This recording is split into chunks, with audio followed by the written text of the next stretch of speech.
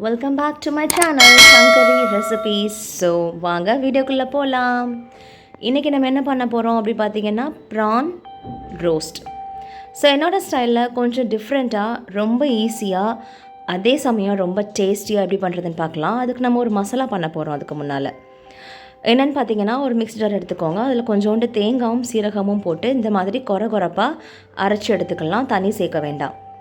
So இப்போ நம்ம ஒரு கடாயை எடுத்து வச்சுக்கோங்க. ஸோ அது இன்றைக்கி நம்ம ஆயில் பார்த்திங்கன்னா தேங்காய் எண்ணெய் ஆட் பண்ண போகிறோம். ஸோ தேங்காய் எண்ணெய் ரொம்ப நல்லாயிருக்கும். நீங்களும் அதே ஆட் பண்ணிக்கோங்க. ஆரல்ஸ் அது பிடிக்காதவங்க நீங்கள் கடலெண்ணெய் நல்லெண்ணெய் நீங்கள் ஆட் பண்ணிக்கலாம். ஸோ எண்ணெய் நல்லா காஞ்சதுக்கப்புறமாட்டி கடுகு கொஞ்சோண்டு ஆட் பண்ணியிருக்கிறேன். ஸோ இந்த அளவுக்கு நல்லா பொரிஞ்சதுக்கப்புறமா கொஞ்சோண்டு சின்ன வெங்காயம் இந்த அளவுக்கு நீங்கள் ஆட் பண்ணிங்கன்னா போதும். ஸோ நான் இன்றைக்கி ப்ரான் பார்த்திங்க அப்படின்னா நான் 1 kg எடுத்துருக்கிறேன். ஸோ அந்த அளவுக்கு நான் காமிச்சிட்ருக்கிறேன். அப்புறம் வெங்காயம் கொஞ்சம் வதங்கினதுக்கப்புறமா கருவேப்பிலையும் ஆட் பண்ணிக்கோங்க. ஸோ நல்லா ரோஸ்ட் ஆனதுக்கப்புறமாட்டி நம்ம வாஷ் பண்ணி வச்சுருக்கிற ப்ரான்ஸ் நம்ம ஆட் பண்ணிக்கலாம். நான் மஞ்சத்தூள் போட்டு நல்லா வாஷ் பண்ணி க்ளீன் பண்ணி எடுத்து வச்சுருக்கிறேன். ஸோ ப்ரான் வாஷ் பண்ணும்போது அந்த ஒரு நரம்பு மாதிரி இருக்கும் இல்லையா பிளாக் கலரில், அதையுமே நம்ம எடுத்துகிட்டு நம்ம வாஷ் பண்ணணும். அப்போ தான் நல்லாயிருக்கும். வயிற்றுக்குமே எந்த ப்ராப்ளமும் வராது. ஸோ நம்ம இதில் மசாலாஸ்ன்னு பார்த்திங்கன்னா பெருசாக எதுவுமே ஆட் பண்ண போகிறதில்ல. ஒன்லி சில்லி பவுட்ரு மட்டும்தான் அண்ட் சால்ட்டு. இந்த 2 தான் நம்ம இதுக்கு நம்ம ஆட் பண்ண போகிறதே. இந்த ப்ரான் ரோஸ்ட் பார்த்திங்க அப்படின்னா காரக்குழம்பு, வத்தக்குழம்பு, ரசம் எல்லாத்துக்குமே ரொம்ப சூப்பராக இருக்கும். ஸோ முங்குற அளவுக்கு நான் இப்போ தண்ணி ஆட் பண்ணியிருக்கிறேன்.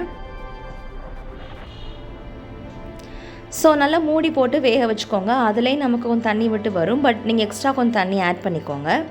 ஸோ தண்ணி பார்த்திங்கன்னா இந்தளவுக்கு நல்லா வற்றி வந்ததுக்கு அப்புறமாட்டி நம்ம அரைச்சி வச்சுருக்கிற தேங்காய் மசாலா இருக்கு இல்லையா, தேங்காய் சீரகம் கொரப்பாக அரைச்சி வச்சுருந்தோம், அதையுமே நம்ம அந்த ஸ்டேஜில் நம்ம ஆட் பண்ணிக்கலாம்.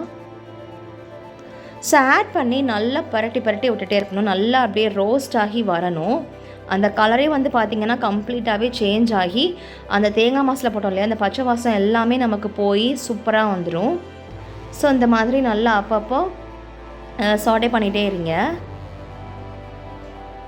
ஆக்சுவலி இந்த ப்ரான் ரோஸ்ட் பார்த்திங்கன்னா ரொம்ப ஈஸியான வேலை. யாராக இருந்தாலுமே டக்குன்னு பண்ணிடலாம். ஈவன் பேச்சுலர்ஸ் கூட அழகாக பண்ணிடலாம். அந்த ரெசிபி எந்த சொதப்பலுமே இதில் இருக்காது. ரொம்ப ஈஸி, ரொம்ப எம்மியாகவும் இருக்கும் அதே சமயத்தில். ஸோ பார்த்திங்கன்னா இந்த அளவுக்கு நமக்கு நல்லா ரோஸ்ட் ஆகி வரணும். பார்த்திங்களா எவ்வளோ அழகாக வந்திருக்குன்னு. ஸோ நான் பண்ண மாதிரி நீங்களும் ட்ரை பண்ணி பார்த்துட்டு கமெண்ட் பண்ணுங்கள். Until then bye and take care.